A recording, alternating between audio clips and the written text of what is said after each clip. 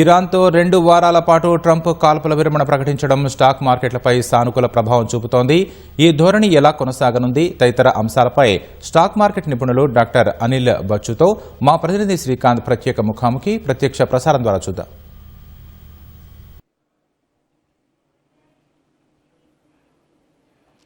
ఫిబ్రవరి 28వ తేదీన ఇరాన్ పైన Israel America కలిపి యుద్ధం ప్రారంభించాయి. ఆ రోజు నుంచి కూడా స్టాక్ మార్కెట్ ఒడిదుడుకులకు లోనవుతూ ఉంది. దానికి కారణం ఏంటంటే పెట్రో ఉత్పత్తులకు సంబంధించి ఎగుమతి దిగుమతి సరఫరా, అంతేకాకుండా ఆ ప్రభావం ఇతర రంగాలపైన కూడా పడుతుంది. దానివల్ల స్టాక్ మార్కెట్ కూడా గత దాదాపు 40 రోజులుగా కూడా ఒడిదుడుకులకు లోనవుతూ వస్తుంది. ప్రస్తుతము తాత్కాలికంగా యుద్ధాన్ని విరమించడంతో పాటు, అంటే కాల్పులు విరమించడంతో పాటు అంటే ఇజ్రాయెల్ అమెరికాతో పాటు ఇరాన్ మధ్య కూడా పలు అంశాలపైన ఒప్పందాలు జరిగే అవకాశం ఉంది. దీని నేపథ్యంలో స్టాక్ మార్కెట్ పాజిటివ్గా రియాక్ట్ అయింది. ప్రస్తుతం స్టాక్ మార్కెట్ ఎలా ప్రారంభమైందని తెలుసుకోవడానికి certified financial planner doctor Anil గారు మనతో ఉన్నారు. ఆయన మరో తెలుసుకున్నాం.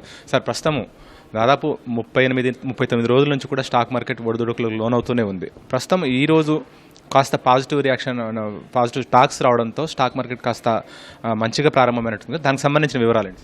సో ఒకటి ఏంటంటే, ఇప్పుడు యుద్ధం మొదలయ్యాక 15 నుంచి 16% నిఫ్టీ కానీ సెన్సెక్స్ కానీ రెండు పడిపోయాయి. సో మనం ఏంటంటే ఏ రోజు మంచి న్యూస్ వస్తుందా అని మార్కెట్స్ వెయిట్ చేస్తూ ఉన్నాయి. ఆల్రెడీ 1.5 ఇయర్ నుంచి మార్కెట్స్ అనుకున్న దానికన్నా తక్కువగానే అండర్ పర్ఫామ్ చేస్తూ ఉన్నాయి. ఎఫ్ఐఐస్ నియర్లీ ఒక్క లాస్ట్ మంత్లోనే మార్చ్లో 130,000 కోట్ల పైన వాళ్ళ స్టాక్ అమ్మేసుకొని వాళ్ళు తీసుకెళ్ళిపోయారు. ఇలాంటి పరిస్థితుల్లో ఏంటంటే ఇన్వెస్టర్స్ ఎవరైతే ఏదో ఒక మంచి న్యూస్ కోసం వెయిట్ చేస్తూ ఉన్నారు. అలాంటిది ఏం జరిగింది, నిన్న ఏదైతే చర్చలు ఒక 15 రోజులు యుద్ధానికి విరామం ఇచ్చి కొంచెం ఎటువంటి ఇబ్బందులు లేకుండా ఈ లోపల ప్రొలాంగ్డ్ ఒక ప్రాపర్ అగ్రిమెంట్కి వస్తామని నిన్న ఇరాన్, ఇటువైపు అమెరికా నుంచి కూడా సంకేతాలు వచ్చాయి. కాబట్టి మార్కెట్స్ ఒక ఇండియన్ మార్కెటే కాదు, నిన్న యుఎస్ మార్కెట్స్ కానీ ఇవాళ మార్నింగ్ ఓపెన్ అయిన జపనీస్ మార్కెట్లు కూడా 5-7% వరకు కూడా పెరిగాయి. సో అలాగే మన ఇండియన్ మార్కెట్లు కూడా ఇదే ట్రెండ్ కంటిన్యూ చేస్తూ ఇవాళ సెన్సెక్స్ ఒక 3.2%, ఇటు నిఫ్టీ కూడా 3.2% పెరిగి, నిఫ్టీ ఏమో 800 పాయింట్ల వరకు పెరిగింది ఆల్రెడీ. సెన్సెక్స్ వచ్చేసి 2,000 పైన పాయింట్ల పాజిటివ్గా పెరిగింది. చాలా రోజుల నుంచి మనము ఈ నెగిటివ్గా చూస్తున్నాము. మళ్ళీ దగ్గర 24,000 దగ్గరికి నిఫ్టీ వచ్చిందనమాట. సో ఏంటంటే కొంచెం హోప్ అనేది కనబడుతూ ఉంది. సో ఇది హోప్. ఇంకొక మేజర్ రీజన్ ఏంటంటే, నిన్న ఇది ఒప్పందం గురించి కొంచెం అనుకూలమైన చర్చల గురించి తెలిసాక క్రూడ్ ఆయిల్ ఏదైతే 114 నుంచి 120 మధ్యలో ట్రేడ్ అవుతా ఉందో అది 100 కింద పడిపోయి నిన్న 92-90 దగ్గరికి వెళ్ళిపోయింది. ఇప్పుడు $96 దగ్గర ట్రేడ్ అవుతా ఉంది. సో అది కూడా ఒక మంచి సంకేతము. ఎందుకంటే హోర్ముజ్ సంధి ఏదైతే ఉందో జలసంధిని ఓపెన్ చేస్తే మాత్రమే మేము ఈ చర్చలకు ముందుకు వెళ్తామని అమెరికా కండిషన్ పెట్టింది. సో అది జరిగితే మాత్రం ఏంటంటే క్రూడ్ ఆయిల్ ఇంకా 80-82 దగ్గరికి వెళ్ళిపోవచ్చు. అప్పుడు మార్కెట్స్ ఇంకా పాజిటివ్గా రియాక్ట్ అయ్యి మళ్ళీ 24,000 పైన సెన్సెక్స్ అటు నిఫ్టీ కానీ మళ్ళీ 80,000 దగ్గరలో సెన్సెక్స్ వచ్చే అవకాశాలు ఉన్నాయండి. దాదాపు ఈ ఏడాది ఆరంభంలో అంటే జనవరిలో దాదాపు బీఎస్సీ సెన్సెక్స్ 86,000 దాకా ఉండింది. దాదాపు ఒక 2-3 నెలల వ్యవధిలో, అంటే యుద్ధం ప్రారంభమయ్యాక దాదాపు 10,000 పాయింట్లకు పైగా పడిపోయి ఉంటుంది. ఈ 3 నెలల వ్యవధిలోనే 13-14,000 పాయింట్లకు పైగా బీఎస్సీ సెన్సెక్స్ పడిపోయింది. ఎందుకు సార్ ఇంత రియాక్ట్? యుద్ధము అంటే కేవలం చమురు ఆధారపడి ఇంతగా పడిపోవడానికి కారణాలు ఏంటి? ఎందుకంటే మిగతా రంగాలు కూడా ఉంటుంటాయి.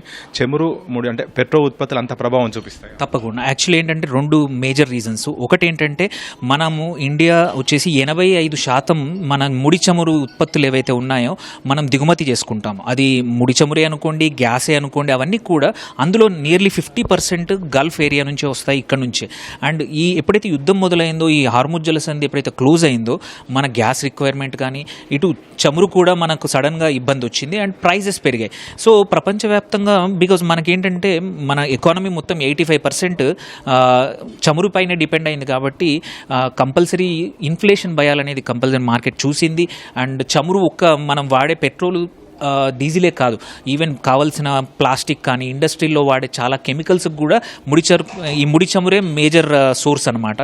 సో దాని ప్రైస్ పెరిగిందంటే ఒక్క ఇండస్ట్రీ, ఒక కారు కానీ ఓన్లీ వీటికే కాదు, మొత్తం అన్ని ఇండస్ట్రీస్ కూడా కాస్ట్ పెరుగుతూ ఉంటుంది. అలాంటప్పుడు ఆ భయాలతోటే మార్కెట్స్ అనేది ఈ యుద్ధం ఎన్ని రోజులు ఉంటుందో తెలియదు. కాబట్టి ఈ కరెక్షన్ అనేది చూసాము. ఇది ఓన్లీ మనం ఒక్కరమే కాదు, ప్రపంచవ్యాప్తంగా ఇది అన్ని కంట్రీస్లో కూడా ఈ చమురు ప్రైస్ పెరగడం వల్ల ఇన్ఫ్లేషన్ పెరిగింది. అక్కడ కూడా భయాలు ఉండేది. జీడిపి కూడా ఎఫెక్ట్ అవుతుంది. ఎందుకంటే మన కేసులో కరెంట్ అకౌంట్ డెఫిసిట్ అనేది మొత్తం చమురు దిగుమతి పైనే ఎంత డాలర్లు ఉన్న దాన్ని బట్టే తేడా ఉంటుంది. సో లాస్ట్ ఇయర్ మనకు $60-65 రేంజ్లో ఉండింది కాబట్టి మన కరెంట్ అకౌంట్ డెఫిసిట్ అంత ఎక్కువ లేకుండింది. ఎప్పుడైతే 80 దాటుతుందో మనకు ఆల్రెడీ ఒక 1% వరకు జీడిపి ఎఫెక్ట్ అవుతుంది. సో అలాంటిది 80 నుంచి $120 వరకు వెళ్ళినప్పుడు కంపల్సరీ భయాలు ఉంటాయి మార్కెట్లో ఇన్వెస్టర్స్కి. అన్ని ఇండస్ట్రీస్ కూడా వాళ్ళ కాస్టింగ్ పెరిగిపోతూ ఉంటుంది, మ్యానుఫ్యాక్చరింగ్ కాస్ట్. అప్పుడు అది ఇన్వెస్టర్స్కి పాస్ ఆన్ చేస్తే వాళ్ళ సేల్స్ దెబ్బతింటాయి. ఆ భయాల వల్లనే మార్కెట్స్ అనేటివి కరెక్ట్ అయ్యాయి. ఇన్వెస్టర్స్ కూడా భయంతో అన్ని అమ్మేసుకున్నారు. బట్ థ్యాంక్ఫుల్లీ ఏంటంటే ఇప్పుడు కొంచెం ఈ చర్చల గురించి ముందుకు వెళ్తోంది కాబట్టి మార్కెట్స్ మళ్ళీ మంచి రియాక్ట్ అవ్వచ్చు. అండ్ ఎస్పెషల్లీ ఏంటంటే మన ఇండియన్ కంపెనీస్ వచ్చేసి మన మార్చ్ క్వార్టర్ రిజల్ట్స్ ఏవైతే ఉన్నాయో ఆల్రెడీ అనౌన్స్ చేయడం మొదలుపెట్టాయి. మన జిఎస్టీ రేషనలైజేషన్ దీపావళి ఎప్పుడు జరిగాక అన్ని కంపెనీస్ సేల్స్ బాగా పర్ఫామ్ చేస్తున్నాయి. లాస్ట్ క్వార్టర్ రిజల్ట్స్ బాగా వస్తాయని ఆశ ఉండింది. సో అలాంటి టైంలో యుద్ధ వాతావరణం ఉండేసరికి కొంచెం భయంగా ఉండింది. బట్ ఇది విరమిస్తే మాత్రం ఆ రిజల్ట్స్ కూడా ఇన్వెస్టర్స్ పాజిటివ్గా తీసుకొని మార్కెట్స్ మళ్ళీ ముందుకు పరిగెడతాయి, అందరి ఇన్వెస్ట్మెంట్స్ కూడా సేవ్ అవుతాయని అనుకుంటారు. ప్రస్తుతము FIIs కూడా చాలా విత్డ్రా చేశారు. ప్రస్తుతం ఈ గ్లోబల్గా కూడా అంటే మంచిగా సానుకూల పరిణామాలే. ప్రస్తుతం మళ్ళీ తిరిగి FIIs తిరిగి మళ్ళీ మన భారత్ స్టాక్ మార్కెట్లో పెట్టుబడులు పెట్టే అవకాశం ఉంటుంది. ఎందుకంటే DIIsతో పోలిస్తే FIIs వల్లనే కూడా ఎక్కువగా స్టాక్ మార్కెట్ పురోగతి ఉంటుంది. ప్రస్తుతం అది మళ్ళీ జరిగే అవకాశం ఉంటుందా? ఎందుకంటే ఇది టెంపరవరీ కదా, 15 days అని అన్నారు కదా, దాన్ని బట్టి FIIs దాన్ని నమ్మి తిరిగి పెట్టుబడులు పెట్టే అవకాశం ఉంటుంది. ఎలా ఉండొచ్చు, రియాక్ట్ కావచ్చు? సో ఇప్పుడు ఒకటి ఏంటంటే ఈ యుద్ధ విరమణంతో ఎటువంటి FIIs అంత తిరిగి రావడం కొంచెం టైం పట్టచ్చు. ఎందుకంటే FIIs వెళ్ళిపోవడానికి మల్టిపుల్ కారణాలు ఉన్నాయి. ఇప్పుడు ఈ ఇబ్బందితో కన్నా ముందు కూడా ఏంటంటే ఒకటి మన రూపీ అనేది వీక్ అవుతా ఉంది డాలర్ కన్నా. సో వాళ్ళ రిటర్న్స్ ఏవైతే ఉన్నాయో మళ్ళీ వాళ్ళు తీసుకెళ్ళినప్పుడు డాలర్లో తీసుకెళ్ళాలి. సో అప్పుడు రూపీ ఒక 4-5% ఈ సంవత్సరం ఆల్రెడీ డిప్రిషియేట్ అయినప్పుడు వాళ్ళ యాక్చువల్ రిటర్న్స్ చాలా తగ్గిపోతున్నాయి అనమాట. సో ఆ భయంతో FIIs ఎక్కువగా డబ్బులు తీసుకెళ్ళిపోతున్నారు. సో FIIs మళ్ళీ రావాలి అంటే మాత్రం 2-3 థింగ్స్ జరగాలి. ఒకటి రూపీ స్టేబుల్ అవ్వాలి, సైమల్టేనియస్లీ ఈ మార్కెట్స్ కూడా రిటర్న్స్ జనరేట్ చేయాలి. అండ్ దాంతోపాటు ప్రభుత్వం ఏంటంటే ఒకటి మన క్యాపిటల్ గెయిన్స్ ఏదైతే ఉన్నాయో FIIs మీద కూడా ఉన్నాయి, వాళ్ళకి వచ్చేదే రిటర్న్స్ తక్కువ లాస్ట్ 18 months నుంచి. ఆ రిటర్న్స్ మీద ఒకటి క్యాపిటల్ ఇటు రూపీ డిప్రిసియేషన్ అవుతోంది, ప్లస్ క్యాపిటల్ ట్యాక్స్ కూడా లాంగ్ టర్మ్ క్యాపిటల్ గెయిన్స్ కానీ అవి కూడా పడుతుంటే ఎఫెక్టివ్గా వాళ్ళ రిటర్న్స్ నిల్ టు నన్ అనమాట. సో ఆ భయాలతోటే లాస్ట్ మంత్ 1,20,000 కోట్లు, ఈ మంత్ కూడా ఆల్రెడీ ఫస్ట్ 3-4 రోజుల్లో నియర్లీ 30,000 కోట్లు FIIs ఆల్రెడీ డబ్బులు తీసుకెళ్ళిపోయారు. సో ఇది మళ్ళీ రిటర్న్ కావాలంటే మాత్రం ఒక 3 నుంచి 6 నెలలు పడుతుంది. దానికి మేజర్ ఇంపార్టెంట్ థింగ్ ఏంటంటే రూపీ స్ట్రాంగ్ అవ్వడం. మళ్ళీ రూపీ అనేది 93 నుంచి ఇప్పుడు 93-94 దగ్గర ఉంది. మళ్ళీ 87-88కి వస్తే మళ్ళీ FIIs తిరిగి వచ్చే అవకాశం ఉందండి. ఓకే సార్, ప్రధానంగా పెట్రోల్ ధరలు అంటే ముడి చమురు ధరలు బ్యారెల్ విపరీతంగా, అంటే యుద్ధం ప్రారంభ సమయంలో దాదాపు $75, $70 నుంచి $75 ఉంది. యుద్ధం ప్రారంభమయ్యాక ఏకంగా $100 దాటి 110-120 దాకా కూడా వచ్చింది. అప్పుడు పెట్రోల్ డాలర్ బలపడి డాలర్ కూడా బలపడింది. ఆ తర్వాత రూపాయి క్షీణిస్తూ వస్తుంది. దానివల్ల బంగారం వెండి ధరలు కూడా అన్నీ తిరిగి క్షీణించాయి. ఎందుకంటే డాలర్ బలపడడంతో తిరిగి డాలర్ కొనుగోలు చేశారు అందరూ. ఎందుకంటే ఈ పెట్రోల్ దానివల్ల ఆ ప్రభావం వల్ల బంగారం వెండి ధరలు తగ్గాయి. ప్రస్తుతము ముడి చమురు బ్యారెల్ ధరలు తగ్గడం వల్ల తిరిగి పెట్రోల్ డాలర్ కూడా తగ్గుతుందా? ఒకవేళ తగ్గితే తిరిగి బంగారు వెండి ధరలు ఏ విధంగా ఉండే అవకాశం ఉంటుంది? ఈ ఇన్వెస్ట్మెంట్ చేసే వాళ్ళు ఎలాంటి జాగ్రత్తలు తీసుకుంటారు? ఒకటి ఏంటంటే ఇది ఒక 3 నెలల నుంచి 4 నెలలు పడుతుంది మళ్ళీ డాలర్ విలువ నార్మల్కి రావడం. అంటే ఇప్పుడు ఎందుకంటే యాక్చువల్లీ మనం చూసుకుంటే ఫిబ్రవరి ఫస్ట్ వీక్లో డాలర్ ఇండెక్స్ చాలా వీక్ ఉంది, 95-96 పడిపోయిందని మనం వరి అవుతున్న సిచ్యువేషన్ నుంచి ఇప్పుడు 106 వరకు వెళ్ళింది, 105-106 వరకు వెళ్ళింది. మళ్ళీ డాలర్ వీక్ అవ్వాలంటే మీరు అన్నది కరెక్ట్, కొంచెం మళ్ళీ ముడి చమురు ధర మళ్ళీ 75-80 దగ్గరకు వచ్చిందంటే మాత్రం మళ్ళీ రూపీ కొంచెం స్ట్రాంగ్ అవ్వచ్చు. సో స్ట్రాంగ్ అయితే మాత్రం మీరు అటు డాలర్ సేఫ్ హెవెన్ అనేది అవుతుందో అది కొంచెం తగ్గిపోతుంది. సైమల్టేనియస్లీ బంగారం అండ్ వెండి రెండు కూడా మళ్ళీ ఇప్పుడు ఈ యుద్ధం కొంచెం ఎడతెరిపిచ్చి కొంచెం విరమణ జరిగితే మాత్రం బంగారం మళ్ళీ చిన్న ర్యాలీ చూస్తాము.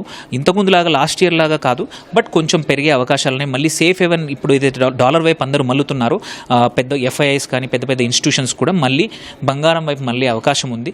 సో ఇది ఈ యుద్ధ విరమణ అనేది ఎంతవరకు ఉంటుంది, ఇటు అమెరికా తరపునతో పాటు ఇరాన్ నుంచి కూడా ఎటువంటి చర్యలు ఉన్నాయి, వాళ్ళు కూడా ఒక 2 అడుగులు ముందు వేస్తే తప్ప ఈ ఈ బౌన్స్ బ్యాక్ ఏదైతే ఉందో ఒక ట్రాప్ అవుతుంది. సో అందుకే ఇంపార్టెంట్ ఏంటంటే నెక్స్ట్ 2 వీక్స్లో ఇరాన్ ముందుకు ఈ యుద్ధాన్ని ఆపడానికి తీసుకునే చర్యల మీదనే అన్ని మార్కెట్స్ అనేది మూమెంట్స్ ఉంటాయి. మళ్ళీ ఏదైనా అగ్రెసివ్గా ఏదైనా తీసుకుని ఏదైనా వేరే కంట్రీస్ మీద బాంబు వేసిందంటే మాత్రం యుద్ధం మళ్ళీ తీవ్రతరం అయితే మాత్రం మార్కెట్స్ ఈసారి 22,000 కాదు, నిఫ్టీ 21,000 పడిపోయినా సర్ప్రైజ్ కాదు. సో అందుకే ఎవరైనా సరే ఇన్వెస్ట్ చేసే వాళ్ళు కొంచెం జాగ్రత్తగా ఉండాలి. ఏవైతే క్వాలిటీ స్టాక్స్ ఉన్నాయో వాటిని చేసుకుంటే మాత్రం ఇబ్బంది లేదు. ఇంకా యుద్ధానికి సంబంధించి ఎస్పెషల్లీ ఇవాళ ఆల్రెడీ ఇంటర్గ్లోబ్ ఏవియేషన్, ఇండిగో లాంటివి, మళ్ళీ ఆల్సో ఆయిల్ మార్కెటింగ్ కంపెనీస్ బాగా పర్ఫామ్ చేస్తున్నాయి. అవి కూడా మళ్ళీ యుద్ధం తీవ్రమైతే మాత్రం మళ్ళీ పడిపోయే అవకాశాలు ఉన్నాయి. సో కొంచెం కేర్ఫుల్గా ఇన్వెస్ట్ చేయాల్సిన సమయము. జస్ట్ బికాజ్ ఇది విరమణ జరుగుతుంది, మార్కెట్ పెరుగుతుందనే కన్నా కూడా కొంచెం ఎక్కువ జాగ్రత్త, లేకపోతే ఇది ఒక ట్రాప్ అవుతుంది. ఇన్వెస్టర్స్ డబ్బులన్నీ కూడా పోయే అవకాశాలు ఉన్నాయి వితిన్ 2 వీక్స్. సో కేర్ఫుల్గా ఉండి 2 వారాల తర్వాత మాత్రమే మేజర్ డిసిషన్స్ తీసుకోండి. దాదాపు 2024, 2025 దాదాపు 2.5 సంవత్సరాల నుంచి కూడా యుద్ధంతో సంబంధం లేకుండా స్టాక్ మార్కెట్ ఆశించిన పురోగతులు అయితే వెళ్ళడం లేదు. అంతకంటే ముందు బాగా ర్యాలీ ఉండింది 2023 వరకు కూడా. కరోనా తర్వాత అబ్నార్మల్గా ర్యాలీ పెరిగింది. కానీ దాదాపు 2 సంవత్సరాల నుంచి కూడా ఊహించిన దానికంటే అంత తక్కువగానే ఉంది. అంటే ఇతర ప్రపంచ దేశాలతో, ఇతర మార్కెట్లతో పోలిస్తే భారత స్టాక్ మార్కెట్ పర్లేదు, బాగానే ఉందని నిపుణులు చెప్తున్నారు, మీరందరూ కూడా అంటున్నారు. ప్రస్తుతము యుద్ధం వల్ల ఇంకా ఎక్కువగా బ్లడ్ బాత్ అంటున్నారు స్టాక్ మార్కెట్ టర్మినాలజీలో.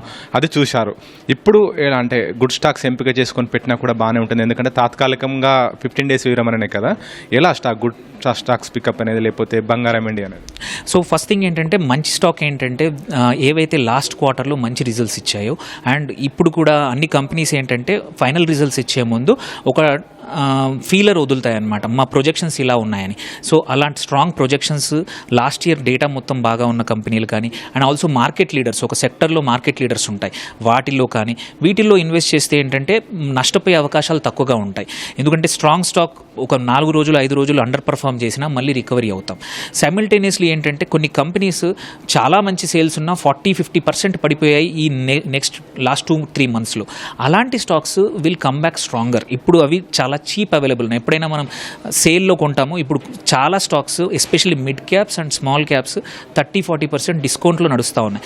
వాటిని కొనుక్కుంటే ఈవెన్ నెక్స్ట్ ఒక వారం రోజులు యుద్ధం మళ్ళీ స్టార్ట్ అయ్యి మళ్ళీ పోయినా కానీ అవి ఎప్పుడు కూడా మళ్ళీ మంచిగా పర్ఫామ్ చేస్తాయి. ఈ క్వార్టర్ రిజల్ట్స్ బాగా ఉంటే ఒకసారి శానిటీ అనేది వస్తే, వొలటిలిటీ తగ్గితే మార్కెట్లో మళ్ళీ మంచిగా పర్ఫామ్ చేసే అవకాశాలు ఉన్నాయన్నమాట. ఈ కేర్ఫుల్గా ఉండాల్సింది ఏంటంటే యుద్ధానికి ఎఫెక్ట్ అయ్యే స్టాక్స్ సెక్టర్స్, రియల్ ఎస్టేట్. ఎందుకంటే అక్కడ ఇప్పుడు యుద్ధం ఆగిపోయినా కానీ గల్ఫ్లో ఎవరైతే ఎన్ఆర్ఐస్ ఉన్నారో ఇప్పుడు ఇమ్మీడియట్గా రియల్ ఎస్టేట్ మీద ఇన్వెస్ట్ చేయకపోవచ్చు.